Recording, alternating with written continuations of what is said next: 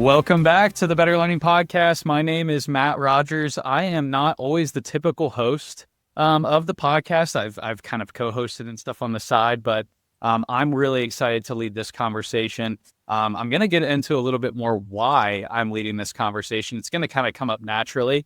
I'm really excited to introduce our guest. I'm going to let her kind of give a little introduction of herself, who she's with, and kind of the role that she plays. Candice, welcome to the show. Thank you. Yes, my name is Candice Leinneweber. I am a director of design at MA Plus Architecture, and right now I'm just working on really helping lead the design of the firm and kind of in all aspects of the work that we do, but also education is a very big part of what I do. Amazing. And it sounds like from your last name, you have some German roots. So I've been told. I'm actually more Bolivian than I am German, but that's a kind of another story. My mom's side of the family is from Bolivia originally. Oh, wow. Wow. That's incredible. Yeah. Tell me a little bit about her story when she came over to the States. Yeah, And so I don't know all the details just because I feel like there's some hush-hush stuff on some of that. But I do know that my grandfather on my mom's side used to be a politician in Bolivia and actually immigrated to the Americas during a coup. And so he was essentially escaping a toxic political environment. My grandmother married a very, very, very American guy, and which is why I look the way I do. Don't look as dark. But yeah, we they moved to San Diego, and I was born there, grew up there for a good portion of my adolescence. They still have family there. Still go back and visit occasionally. you said you grew up there, and then I believe you made your way to Texas. And yeah, what's kind of that Yeah, journey? so it's a long story there. So my parents, my dad met my mom in San Diego while my grandfather on my dad's side was stationed at the Navy base there in San Diego. So they kind of stayed when they got married. My grandfather on my mom's side owned a bakery. So my dad, working with him, opened another bakery, kind of almost like a franchise type thing. There's only two, and we had a bakery for a while. So I grew up kind of working in a bakery, on the side, obviously not outside of school, of course. And it was maybe around I was 10 or 12, right around the Thanksgiving. I remember it was Thanksgiving because, of course, Thanksgiving we always had to do pies the night before. So like my parents are there baking pies and we're just twiddling our thumbs there in the bakery. So I remember it because it was so boring at the time. But one of those weeks right before Thanksgiving, there was a fire in the strip mall where the bakery was located, and the whole strip mall burnt down. And because of that, we no longer had any ties connecting us or economic ties connecting us to San Diego. And my dad owned some property in Oklahoma, and so at that point, he decided let's just pick up and move. And so like just basically we packed up and moved. And it's kind of funny because I was thinking about this question of like what got me into education and architecture in general. And there is no clear, oh, I was the Lego person. Like I wasn't that person. I didn't even know about architecture until high school as a possibility. And that actually kind of spurred into some of the stuff I'm doing now and what brought into some of the initiatives I'm working on just because of that background. And so, like I said, we moved to Oklahoma and spent a good portion of my time here, high school, obviously, and then went to Texas, like you mentioned, for a little bit. Started in a business degree, again, still not thinking about architecture as a degree. It wasn't until, believe it or not, I took an accounting class because I was taking business courses, and I decided, you know what, business is not for me. I need something.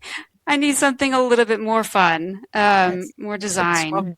It's funny. It seems like accounting, if people are in like the business realm, it seems like the accounting classes are the ones that kind of wean people out of that Yep, that trend. So that's yep, that's yep, yeah, yeah. And it's funny though because growing up, my having a bakery, my mom and my older sister were both cake decorators. And so they were always very creative. And we're talking maybe not the level of is it cake, but something similar. I think my mom at one point won a cake decorating contest at the San Diego Zoo for like an alligator shaped cake. So like there's creativity there. My older brother was always creative. So growing up, I never really saw my creativity. And of course, being director of design, obviously, hopefully, I have some creativity. And so there was really no awareness to even look for that.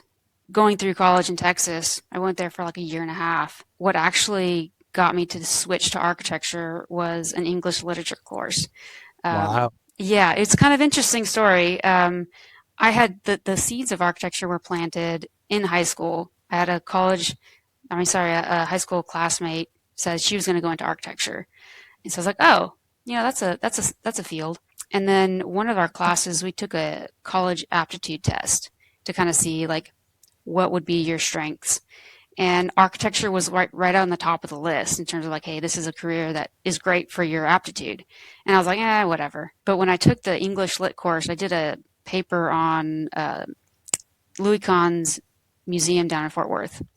And just the way he approached light and shadow and how that became kind of the story of the art form, it just married art and technical together to a point where I was like, okay, this is more what feels more like home for me.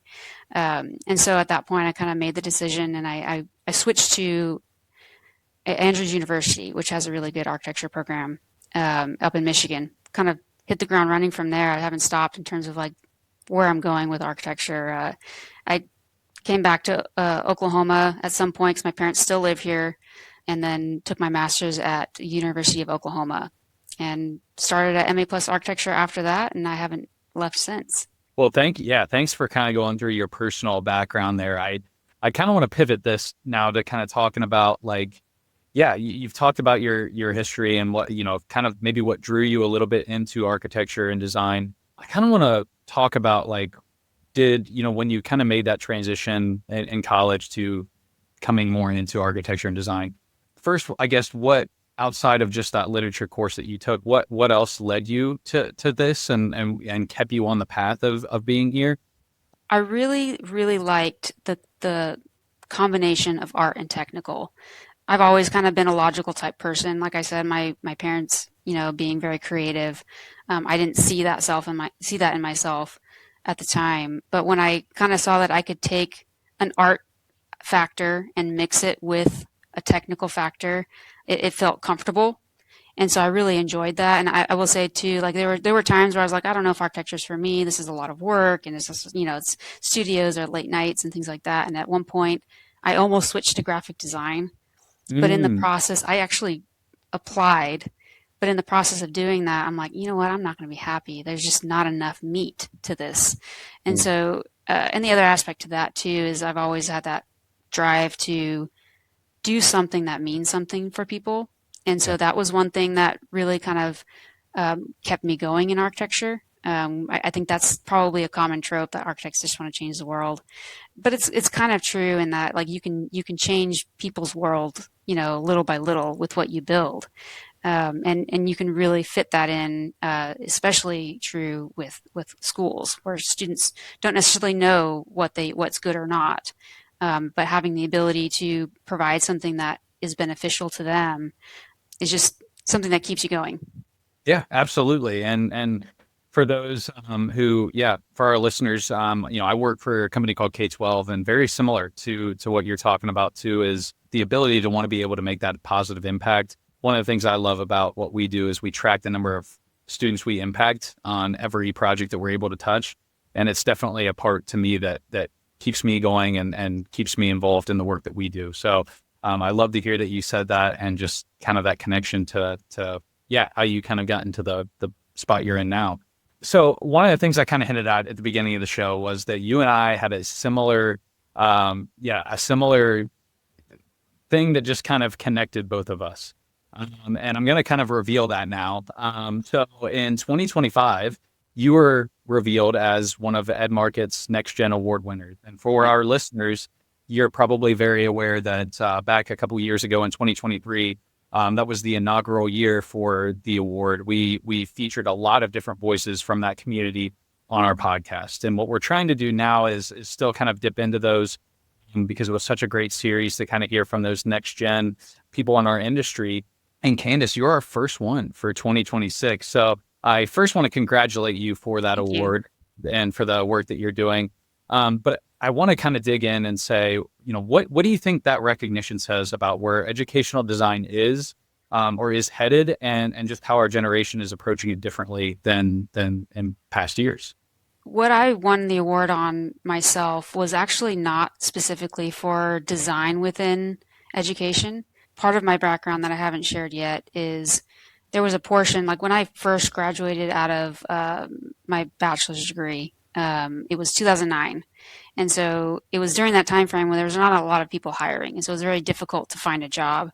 And so I had worked at a grocery store for a little bit. And during that process, I somehow got connected with a local university, Oklahoma State University's Oklahoma City University satellite. And they're like, "Hey, you just graduated. Can you teach these courses?" And I had a little bit of public speaking in high school, and so it wasn't completely new. At the same time, I was like, I'm committing to a whole semester. Like, what if this just tanks? I agreed to it because I was working at a grocery store. And I was like, well, at least this is in the right direction. And so I actually taught there for about 7 years, and I since have taught at Oklahoma University of Oklahoma on an online course. And so I've got the background of teaching as well as architecture. And so what I applied for the award was really what I'm doing in terms of how do I get awareness of architecture using that teaching background in general. And so like I mentioned before, I didn't grow up the Lego kid. I didn't know about architecture. I feel like I got a late start because of that, where some other people like they knew since high school or before that they were going to do architecture. In my mind, it was like, well, maybe there's more awareness that we need. And so what I started doing is I chair a committee with AIA, our local chapter here in Oklahoma City or Central Oklahoma, where we're working on building out a framework that we can engage local school districts.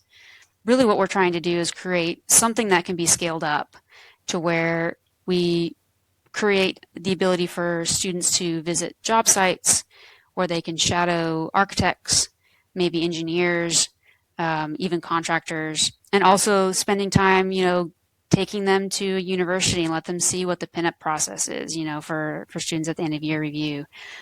Creating a framework that's simple for us to do, that's sustainable, and something that, districts can easily slot into, just to create the ability for students like, oh, this is something that I think that would be beneficial that I could do. Also keeping in mind everyone's journey is different. And so there's some people who would want to go all the way, become licensed, but then some people, maybe that's not their path. Obviously, being part of AAA, we are going to recommend that people get licensed. But we're hoping to create a framework that really gives people off-ramps where they can go as far as they are able to go based on their unique circumstances. And hopefully, eventually, this becomes something that branches out to other states, other technical schools, connections. Big brain ideas. Hopefully, like we just got to get that target started, type thing. But we're starting to get some traction on it, and I'm pretty excited about the direction it's going. Wow. So many questions that I could take it from there, but I've got to ask, it seems like you said, you're trying to create an avenue to just showing what's possible. And I'm Yes. curious, you kind of mentioned earlier that you didn't always know the path of architecture, when you were in school. So I got to ask, was this initiative from your perspective kind of built around that idea that you wish you maybe knew about that path earlier or sooner? I'm just curious. Yeah. So I mentioned earlier that when I took that aptitude test, architect was like right up there at the top. My first initial gut response to that was, oh, that's too high of a mark for me. Like I can't reach that, just because I hadn't had the background or the knowledge to really know better. And so I think it's maybe less about just accessibility or understanding it, and more about making it feel obtainable. And I think the more exposure that we can give to something, the less mystifying it feels for people. Where a student who's in the quote unquote inner city, they can say, hey, this is a path that is attainable for me, and they can be empowered to actually take that path. I do want to pivot and kind of talk more about the work that you're leading now, and some of the design philosophy that you take to your work and the impact that you have.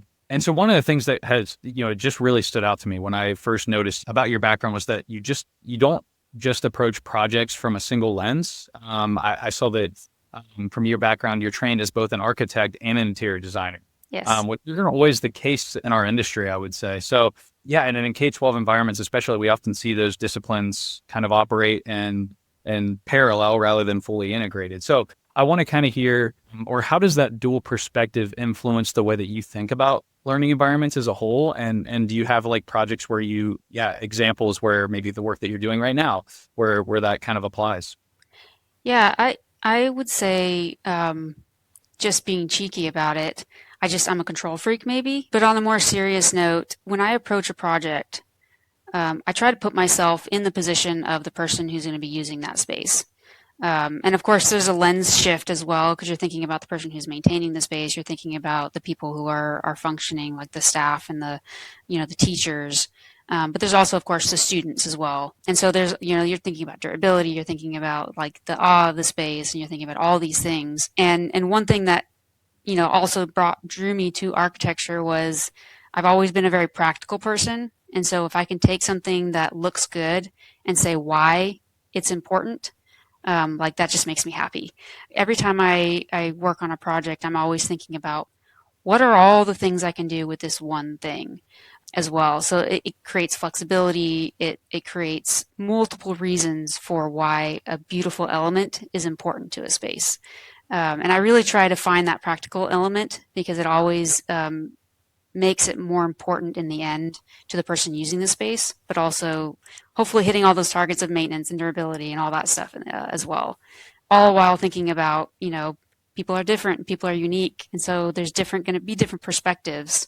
And so it's a really challenging thing because I mean, design is subjective, like what someone thinks is beautiful, other people might not like it. And I've experienced that as well. So, I mean, you can't please everyone.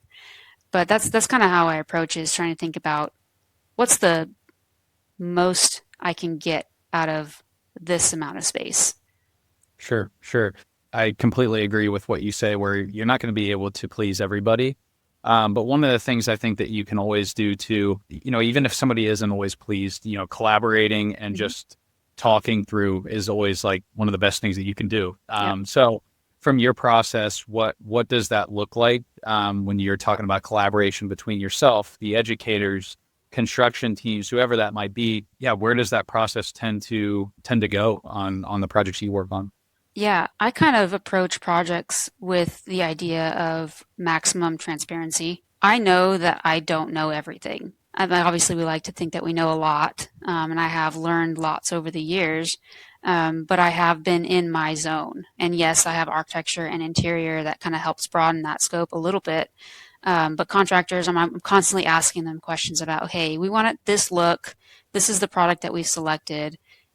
Do we have an option that, like, hey, what's the cost on this? Do we have an option to reduce costs but still get that look? So we are constantly talking back and forth to make sure we get the look that we want, the feel that we want, the durability that we want. That's still within the budget that we have. When it comes to owners, we want to talk to them before we even get started. Like, hey, what's your end goal? Like what do you want to try to accomplish? And I've always kind of approached it as well as I know they don't know everything also. And so when I get a response, we want this thing right here, I always want to ask why, because maybe there's something alternative that actually fits their goal better. Obviously, it's all in respect. Like, we're not trying to tell them how to build their building, like what they want and what they don't want. It's just a matter of teasing out, understanding what it is they want, and why they're selecting something. And if I don't know, like, the best way to get about to that, I know I can ask consultants, I can ask, my team members, and we do that too as well internally. Like, we'll spend, more time than probably we should just talking about one little thing and what it would look like or how it goes together in the field. And of course, we kind of go in a circle until we get to the point where, like, we're back to where we started.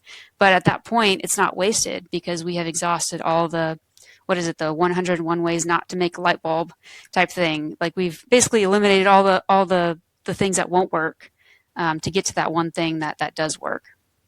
I love that. I love that philosophy too. Yeah. And I feel like when you're able to kind of go through that, it really shows that you're ready to kind of embrace a more forward thinking approach rather than just kind of like, yeah, Yeah. this is the way it's always been done. Yeah. And that definitely leads me into, my next question of it sounds like you're kind of digging into it a little bit, but when you run into maybe some of those clients that maybe aren't always, adaptive to like Mhm. looking at the other possibilities, how do you kind of move the conversations from this is what we've always had to this is what's actually possible when you are trying to kind of break those barriers? Is there a certain tactic or certain things that you kind of see that work to overcoming that thought?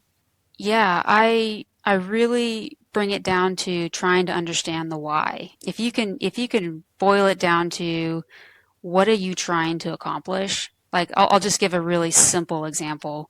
I worked with, and this was not a school project exactly. It was an art institute project, working with a client who hadn't had any experience with design or building, so it was a new process for them. And they would say, we want this exact thing. This doesn't really fit with the metaphor, but like, for example, they said they wanted a black sink. And I knew what they were wanting, but I still asked the question, do you need a softener?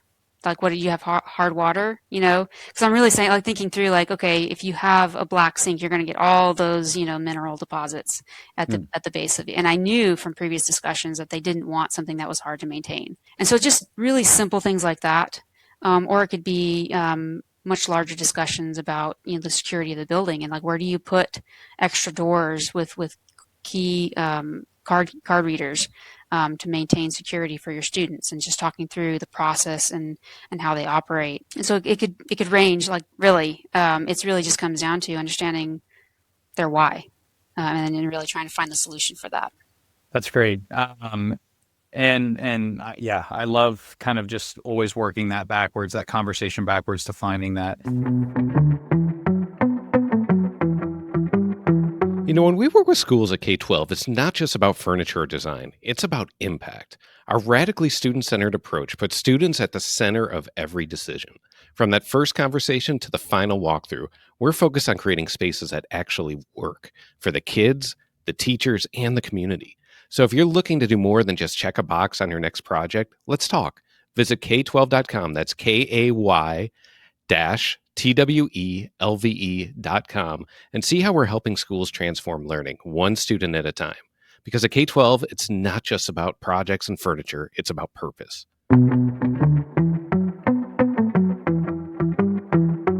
Kind of want to hear more about the work that you're leading right now, some of the things that you're working on, and really dig into the trends that are happening in educational design right now. Like what excites you most, and what are you kind of seeing in the projects you're working on currently? Yeah, that you feel like is just exciting and great for our audience to kind of hear about.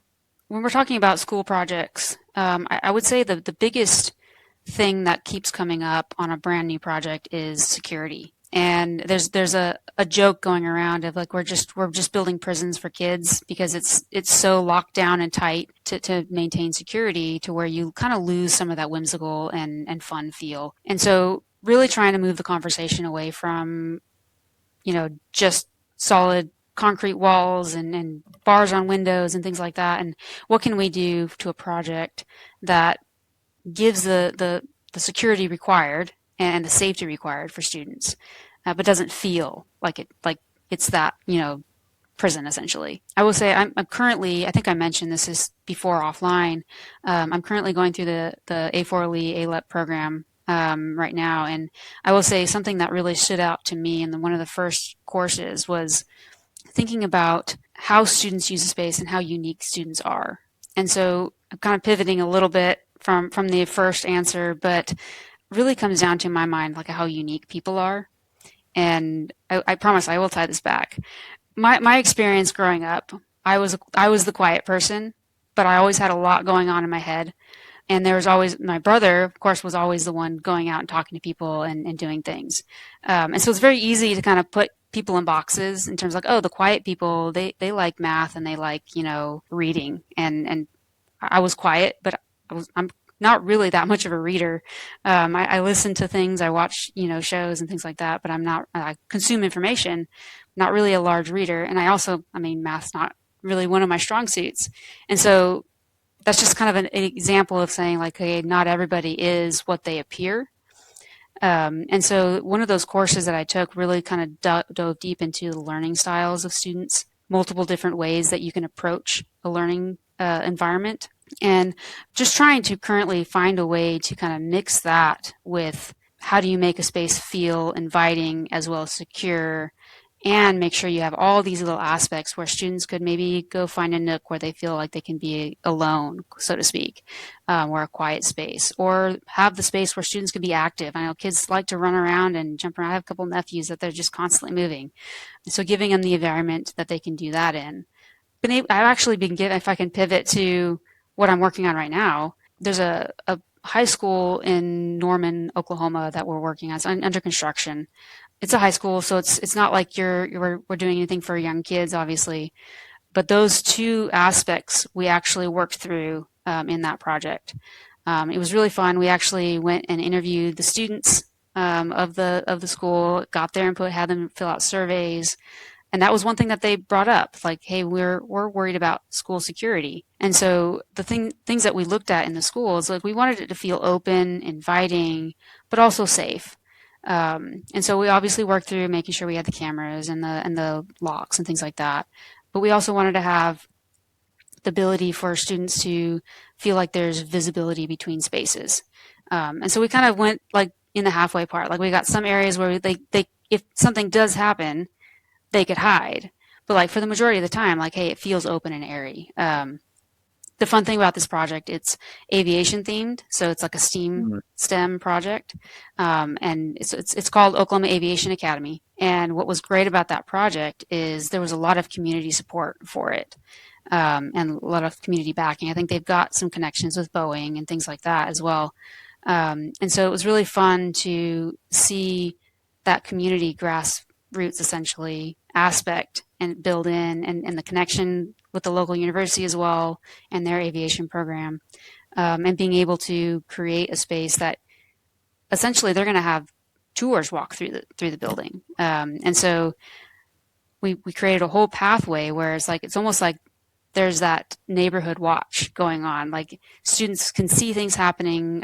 There's a large barrel vaulted space where I'm hoping there's going to be activity constantly in that space, kind of classrooms flanking that space. And so we'll obviously have sound separation, things like that. But that was a really fun project to think through all the aspects of how students are going to use the space, all the technical aspects of, okay, we're going to have a room that needs all these 3D printers and, air compressors, and we're going to have a wind tunnel, and, all those things included, while still creating a space that a student can come to and be like, oh, this is a fun little, building, and I see all these graphics about aviation on the walls, and really help create student pride as well in the space.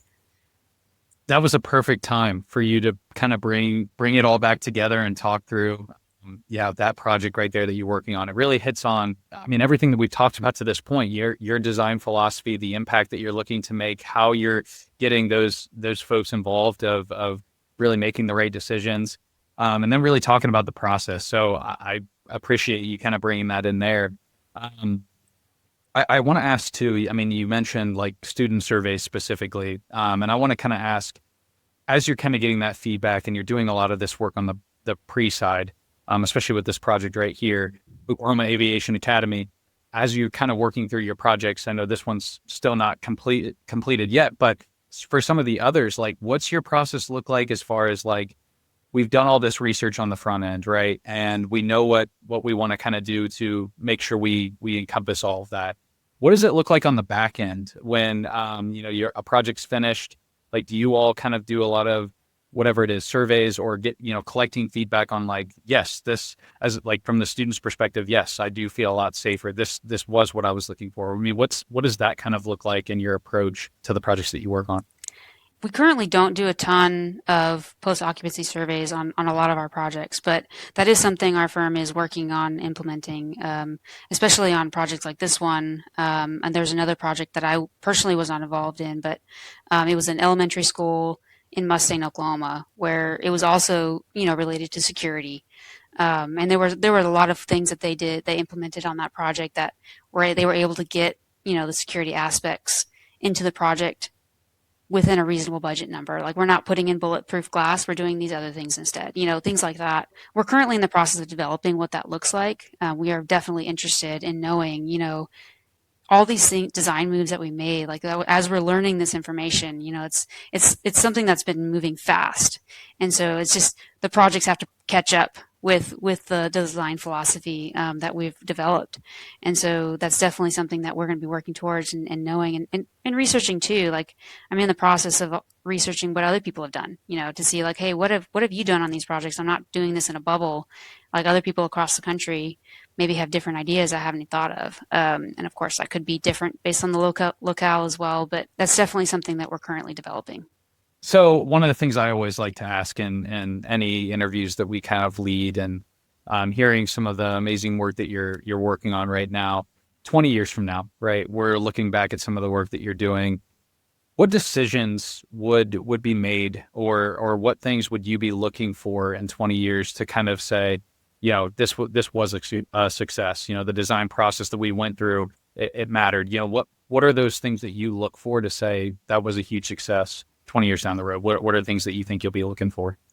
Yeah, so just on the surface, did that material I picked, did it last 20 years like they said it would, or is it falling off the building? Like that'd be, just on the surface. But like more in depth thinking about the project as a whole and whether or not it was successful from a space planning perspective or the usability of it, is I would want to walk into, just thinking specifically about Oklahoma Aviation, just since we've been talking about it. If I were to walk into that space, I would hope to see the spaces that were designed for multiple activities. I would love to come in multiple times and see a different thing happening in that space. So like, for example, we have a space that was initially a gym that just turned into kind of a multi-purpose room where they could do assemblies and they could do drone flying and they could do all these things. And they have a great, huge, barrel vault over it, really tall space. A lot of opportunities. I would love to walk in there and see them doing egg drops off the balcony, or seeing drones flying around, or seeing them do esports, in there as well. Like just different activities happening. We had a kind of a unique feature. Like I know, like learning stairs is all the rage, in some cases. Relatively recently, so we do have one of those, but we kind of put another spin on it because. One aspect that tends to be overlooked, in my opinion, is the acoustics of it. And that was going to be our landing zone for people coming in to do a tour. And so we provided a stair, obviously, and then some seating on that for that learning aspect. But then we kind of created a kind of fun element over the top of it to kind of box in that sound. And then added some cool graphics on the windows to kind of show things in space and things like that. But also a screen and some acoustics in terms of like AVL audio, speakers and things like that. And so I would love to walk in the space and just see a pickup class just happening on those stairs, where they have the teacher can plug in their computer and throw it up on the screen and the students can do a quick course, or maybe it's a study group for kids who are in a group and they're doing a project for another class as a homework assignment, as well as people coming in and having a tour. So I would just love to see all the specialty elements that we put in there actually be utilized. If they're not, then obviously there's something that we didn't design correctly, because we designed it we hoped to design it in a way to where it would be easily accessible. Anybody can sit down and utilize the space for whatever they're trying to do. And then we have multiple different areas, of course, where they could, do more specialty things. But that would be successful for me is to see those spaces being utilized. Yeah, and I love that to hear that it sounds like you all are very strategic and when you're looking at those things too, looking far in advance. On the other end of the spectrum, obviously, as you continue to grow in your career, how are you thinking about balancing, innovation with responsibility as well? So there's the other side of things where there are the trends that really, tend to kind of, come to light, but maybe they're not always necessarily what's best for, looking at the future and what's sustainable long term. So from your perspective, when you're designing spaces that shape communities and students' experiences, what are you looking for to really, showcase that, this trend is the right way to go for a project before just kind of jumping into it? Yeah, that's a challenging thing, for sure. I've always really thought about that on my projects in terms of I don't want to design something that's only going to be good for a couple years. I'm really hoping that anything that's put in can be utilized for that 20, 30, 50 years, however length of that building. Of course, that's always hard when it comes to design because design is trends.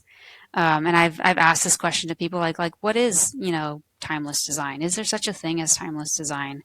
And obviously, when you're talking about function, there's one answer, and if you're talking about like the aesthetics and the looks of the building, there's another response to that. So it's a difficult thing, and always thinking about like what is the future of learning as well.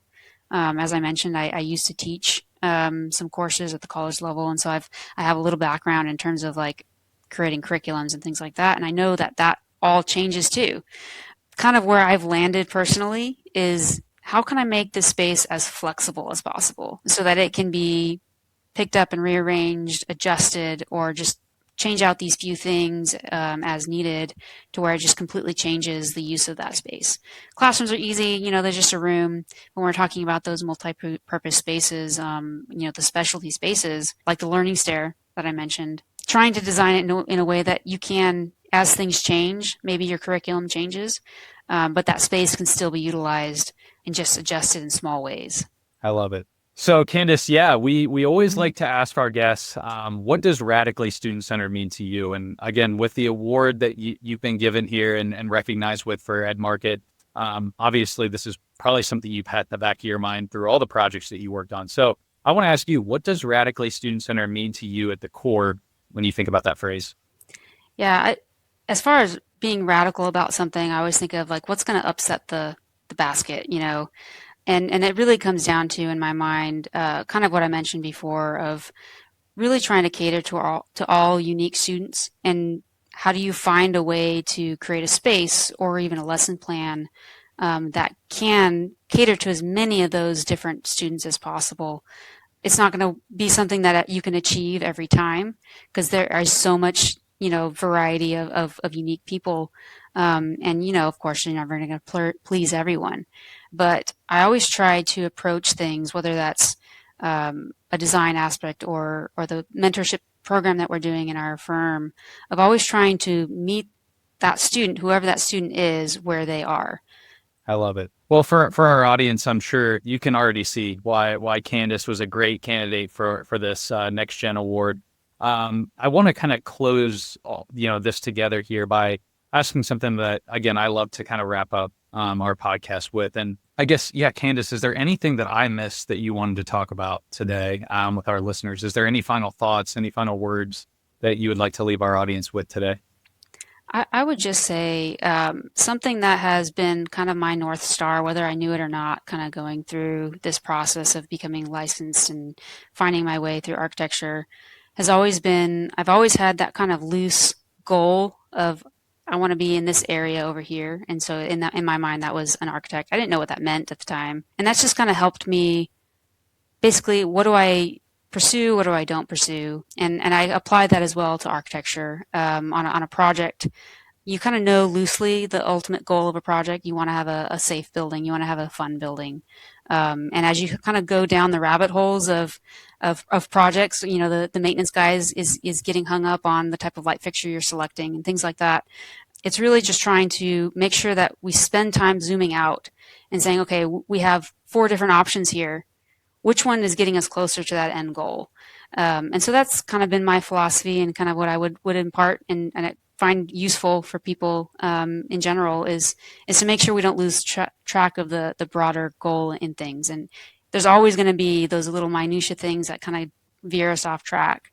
But that overarching goal can really kind of bring everyone back to that focus point. Yeah, thank you for saying that. And I do actually want to ask one more. I know I said that was going to be the last one, but also on the other end, I want to kind of see if you would leave us with some departing words for those that kind of tie this back together. For those that, again, this is for next gen, those that are really, going to be leading the next generation of educational design. Those that are kind of on the edge or thinking about getting into educational design, as you kind of said too, like, you kind of had like some of the questioning of, is this where I want to be? Like, what final words would you give to those that are still kind of thinking through, like, is this what I want to do? What are the final words that you would offer to them as they're thinking through that? Yeah, that's a very good question because I did go through a period where I was constantly questioning, am I on the right path? Is this really something I'm going to enjoy? I'm putting a lot of time and effort into this. And I will say education design was not at the top of my list. I just wasn't aware of it, as going through architecture school. On the surface, it can seem like a very narrow field. Like I don't want to specialize on something. Like I want a broad field. But when it comes to education, in my experience, my horizons have been broadened to the point where like there's a lot of really fun things you can do in education design that people don't think that necessarily are available. It's like, oh well, I'd rather do something over here where I can spend more money because there's always the budget, right? And so just realizing the breadth of what can be done and the amount of people that you can affect within that has really been something that I've been learning in the last few years. And I would just say to anybody just kind of on the brink of wondering if this is their path in education design, I would say give it a chance. I've always kind of had that philosophy as well. It's like try something. If you're not sure, try it. And if it doesn't feel right, drop it. And then move on to the next thing. And there's been a few things that I have dropped, and then there's been quite a few more things that I've tried and been surprised. Teaching is one example of that. That's really led into a lot of other things for me as well, just in my firm and mentorships in the firm and building relationships with K-12, AIA committee. So there's been a lot of things like if I were to look ahead 10 years ago, I would be surprised by where I'm at today, but I don't regret any of it just because I tried it and I was surprised that I enjoyed it. So I would recommend at least giving it a shot. I love it. Yeah. And I would definitely echo that. And my experiences too is try it. You'll never know. And I always try to live with, no regrets. And I feel like that's the way to do that. So yeah, thank you so much, Candice, for joining us. For our listeners, betterlearningpodcast.com is where you can find more about us. Give us a follow on social media. We're on all platforms, TikTok, YouTube, Instagram, Facebook. So we're all on there. Give us a follow, give us a like. Candice, I am super glad we got to feature on the podcast. Glad that we got to hear some of the things that you're working on and just the process that you go through. Really appreciate you being on the show. Thank you. I very much appreciate it. The Better Learning Podcast is produced by Matt Rogers and edited by Kelly Jones. The views and opinions shared on this podcast are those of the individual speaking and do not necessarily represent the perspectives of their affiliated companies, organizations, or associations.